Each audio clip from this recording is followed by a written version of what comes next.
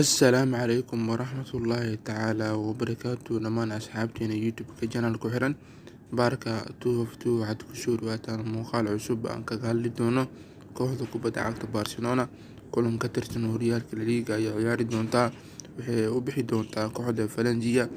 haddaan channelka baarka 252 ku cusub tahay subscribe saaro si ay kuu soo gaaraan muuqaaladana soo socda. muuqaalkan share leh mahadsanid. shantii kulan u dambeysay ee wada ciyaaraan Barcelona iyo Valencia, 3 ka mid ah waxaa badisay Barcelona, hal kulanna Valencia ayaa badisay, hal kulanna barbara ayaa wada galeen kooxaha Barcelona iyo Valencia. ciyaartooyda shaki laga gelinayo inay ciyaarta caawa maqnaadaan dhanka Barcelona waa Neto, Suarez iyo Dembele. ciyaarta caawa dhaawacyo ayay ku maqnaan doonaan. dhanka Valencia, Barejo kabtanka Valencia ciyaarta caawa Rosso ayuu ku maqnaan doonaa. ogeysiiska ciyaarta caawa Barcelona iyo Valencia, saacadda ciyaarta la daawan doono waa 12 maqribnimo xilliga Geeska Afrika. garoonka lagu ciyaari doono waa Mestalla Stadium.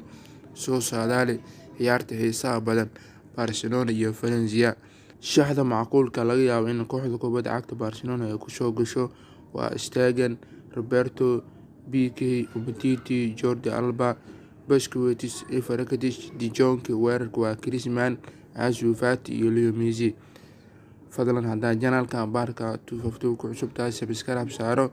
intaan muuqaalka xiga isku arki doono, sidaas iyo nabadgelyo.